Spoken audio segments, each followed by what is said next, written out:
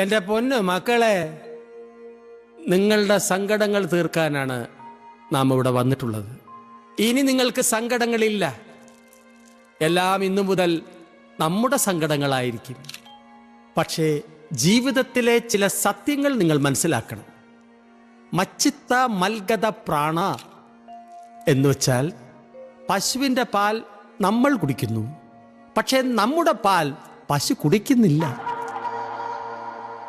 കര എന്നച്ഛമാം നിത്യം ബദ, മരം വെട്ടുകാരൻ മരം വെട്ടുന്നു, പക്ഷേ മരം അയാളെ വെട്ടുന്നില്ല. സ്വച്ഛന്ദിത രമന്തിച്ച നഹതം, സ്വിച്ച് ഇട്ടാൽ ലൈറ്റ് കത്തും, പക്ഷെ ലൈറ്റ് ഇട്ടാൽ സ്വിച്ച് കത്തില്ല.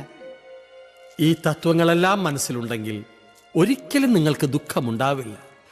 ഓം ശാന്തി ശാന്തി ശാന്തി. ഹിമവൽ സ്വാമി ശരണം.